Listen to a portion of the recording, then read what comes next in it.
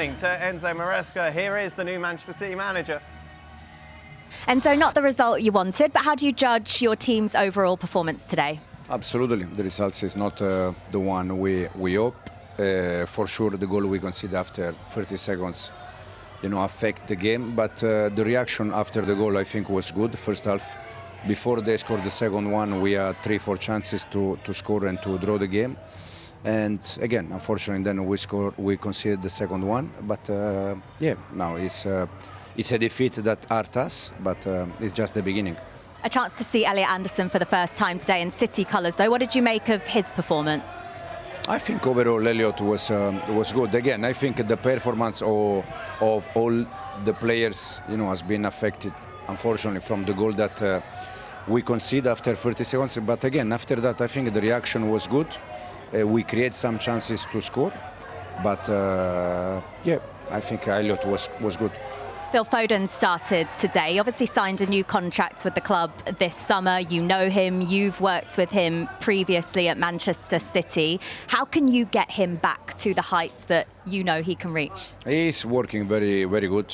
Since the first day we start, he's working good. He's in a good mood, that this is important for him. And I don't have any doubt that he's going to help us this season. Jack Grealish got a huge round of applause from this big turnout from the City fans that came to Cardiff today. Is he in your plans for his future at Man City? Again, he's here with us, so until the day he's here with us, it's my duty to try to help him. And if he deserves, he will play games. So next weekend, the Premier League begins. How big is this job ahead as you try and lead City into this new era? Yeah, as you said, the next weekend we start the Premier League. Again, today defeat is going to hurt us, but at the same moment we need, we need to, from Tuesday, we need to prepare Sunday game, the Premier League game, and think about that. Thank you very much. Thank you. Thank you. Shaka, you're pulling a funny face. Yeah, I'm not sure about the response to the first goal. I thought Arsenal by far the better of the two teams, even after that. City's first chances that I can recall came right around the 39th, 40th minute, and those two were two chances back-to-back within 30 seconds of each other. So I'm not sure what Maresca is referencing here, because he missed it. We talked about this with Arsene Wenger, obviously, Kieran, when he left Arsenal, and other big managers like Alex Ferguson, Jurgen Klopp as well. What's it like for Maresca coming in to try and fill the role of Pep Guardiola? And how much does this, even though it's a little stumbling block to start, kind of hinder that? Yeah, I think we can't really look at it as him coming in to fill his shoes, right? Mm-hmm. He's not Pep Guardiola. And then I think that we have to get used to that. Manchester City fans have to get used to that. It's about him and his ideas. And are his ideas and what he can build at the standards of, currently of Arsenal's. From today, it looks like there's still a lot of work to do. There's still time left in the window. So we have to give him the benefit of the doubt. I agree with Shaka a little bit. I think he's trying to save face in that interview there. But, ultimately it is the first day of the season. He's, like I said, he's a level-headed guy. He's not going to get carried away with this defeat. He's going to look at things objectively. And I think we'll start to see the real Maresca's team a few weeks into the season. There's going to be a lot of noise, though, after this, isn't there, Nedum, from people like us?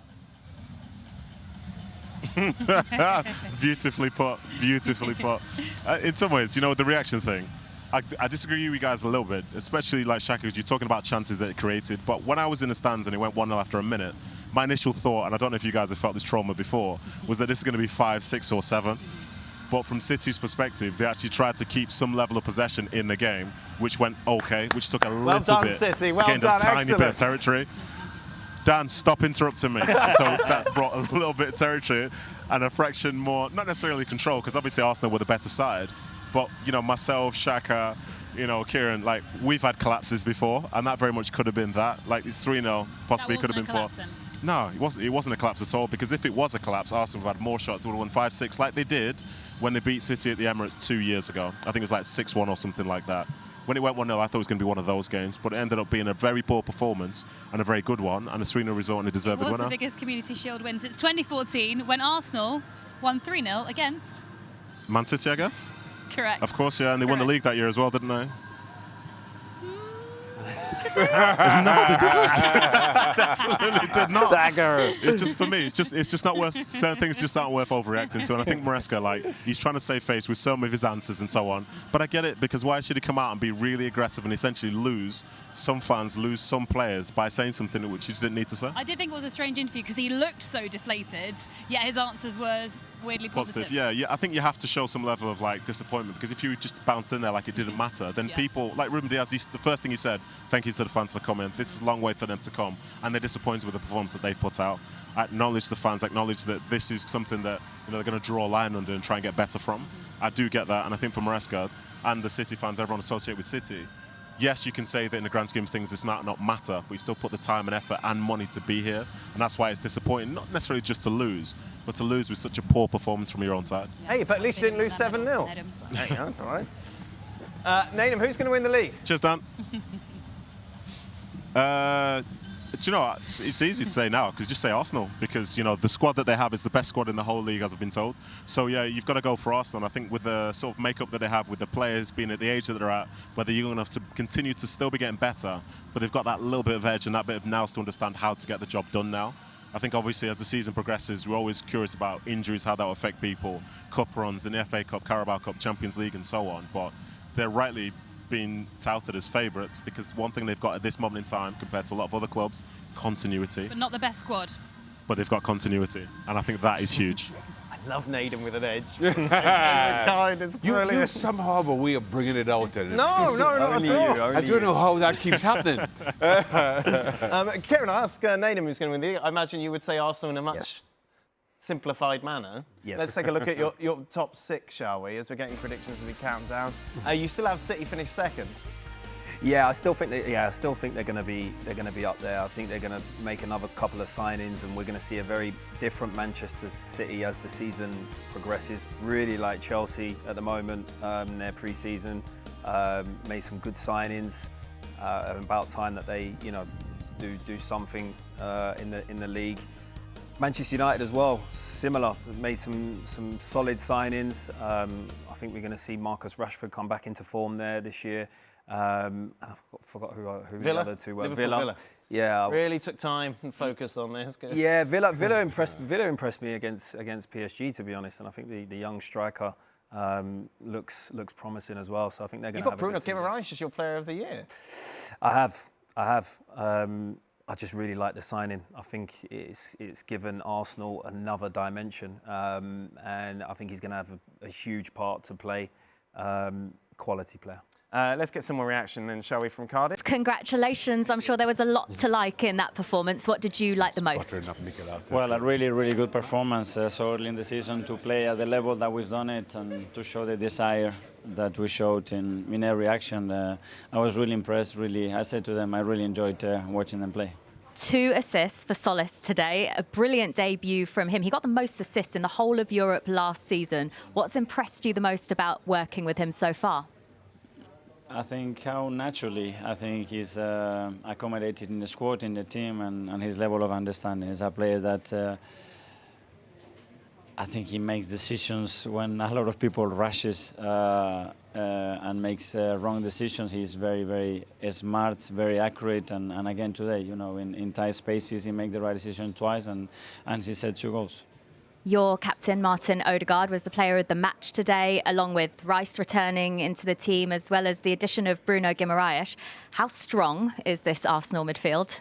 Yeah, very strong. I think we've been adding year after year quality, different combinations, and now we have especially a lot of leadership, players with different qualities, but that they can play together and be very strong.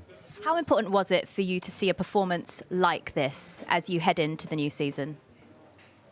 Yeah, a bit surprised because obviously you had the pre-season. We have 3 different groups. 8 or 9 players arrived 4 days ago just to get tested. They trained 2 days, and to be able to play in the manner that we did is extremely impressive. But it tells you how much those players wanted, the level of desire that we have and the quality that we have for sure.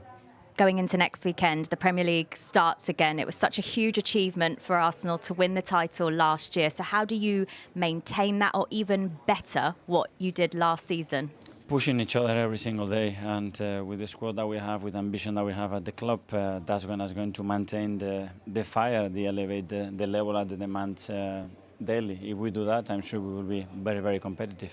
A couple of players that weren't involved in the Arsenal matchday squad today, Martinelli and Jesus. Do you expect them to leave the club before the window closes? It's really sad not to have the ability, and I've been fighting with the Premier League to extend and to accommodate more players in the squad, because it's always tough, because they deserve to be in the squad, there is no question. Ethan as well, Marley as well, that has been the whole pre-season with us. So hopefully we can change that rule and players can enjoy on the pitch and being an option to play and contribute to the team as much as possible. So you still expect them to be part of Arsenal going forward? Yes, they are all very important for us. Thank you, Mikel. Thank you. Thank you. Let's get some final thoughts then, Alex. Well, normally you ask for our predictions before the match, and I'm pretty glad you didn't, because mine was not accurate at all. I thought it was going to be a lot closer. I thought it was going to be, I'll tell you, I thought it was going to be 1-1 then penalties. But a really, really dominant performance from Arsenal, but I'm surprised by just how dominant they were. Yes and no. I think I was more so surprised about how poor City were. I think Arsenal very much are in Arteta's image. Like, he's had them for such a long time, and you know how they're going to play. And I think for some of the players that played there, you could see that they were ready for the occasion and played in a style which we've seen before. Sometimes it's long, sometimes it's short, sometimes it's break the press, but it's always going to be sort of creative through the likes of Martin Odegaard. So they looked exactly how I expect them to look. But from Man City, like, you hope that some of those new signings, like Anderson, would have looked better. So I was surprised about how poor he looks, relatively speaking. But then in the grand scheme of things, like, I'd be very surprised if we see Man City be this bad again for the rest of the year. Didn't you say City were going to win 3-0 to me before the match? Alex, stop it with the fake news. Never. What a lovely day Nedum's having. Nedum, I don't